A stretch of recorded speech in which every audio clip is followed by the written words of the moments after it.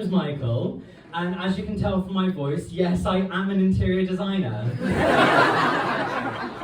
So yeah, I just want to get a survey today. Who here in the room has been friend-zoned before? Friend-zoned. Have you ever been gay best friend-zoned? Oh, walk with me. So I was with my good friend a while back, and she introduced me to somebody as her gay best friend. And it made me stop in my tracks and think, nothing says best friend more than by putting a unique clause beforehand, right? It makes me feel special and angry. Oh god, because first of all, she's not even in my top 7 best blondes that I know.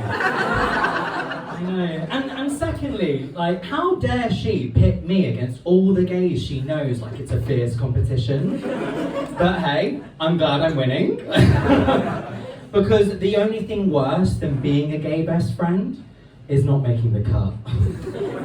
Could you imagine being labelled a gay acquaintance?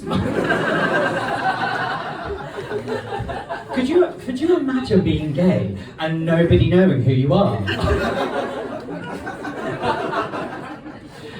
No, there's a lot of pressure on being a gay best friend. I'm a shoulder decliner for so many that I've actually developed a strain in my neck. And so I went online to look for some treatment, and I found an osteopath down the road. Now, for those of you who don't know what that is, it's basically Latin for bloody painful massage. But on the plus side, he is gorgeous. He's so good looking. He's the cross between The Rock and Lumiere from Beauty and the Beast. Big bald head, body like a candlestick. Oh.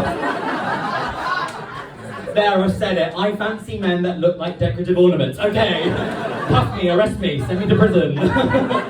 But he was so unprofessional when we first met, though. I told him my symptoms, and then he asked me to strip down to my underwear and lie face down on the table. I was like, okay, I think he's into me.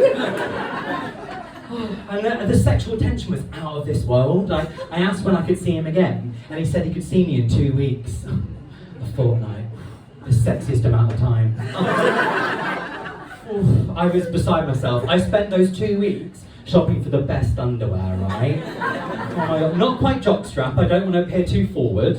And certainly not parachute boxer shorts. I want to make love, not war. I want to make love, not war. But when we met up again, oh my god, I knew it was on because he was obsessed with my flexibility. Oh my god, he's obsessed with my flexibility. He said it's because he cares about my back health, but these yoga positions, it's basically Kama Sutra, like cat-cow, downward dog, cobra.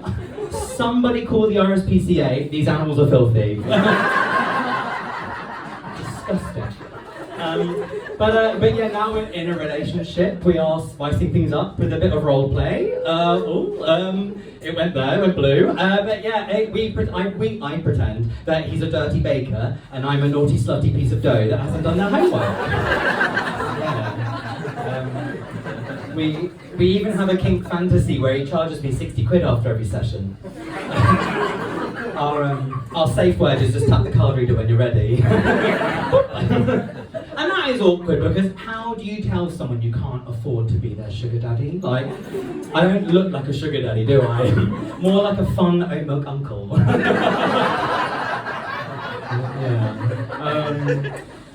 Yeah, like and then it's been a few weeks, so I went online to leave him a little note, telling him on a Google review, telling him how much I love him and miss him. And what do I find? He's two-timing me with Moon Goddess 64.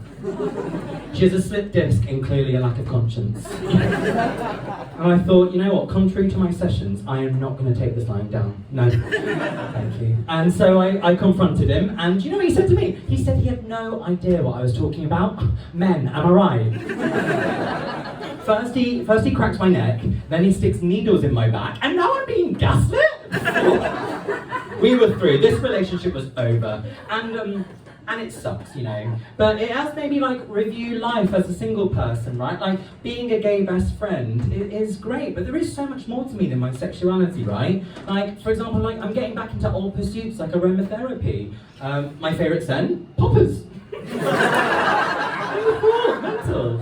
I also love long late night walks through Hampstead Heath. I've heard that moonlight makes everything appear bigger. And I can't think of a third one, but if you guys have any ideas about how I can challenge gay stereotypes, you can find me in the men's toilets. I can imagine it would be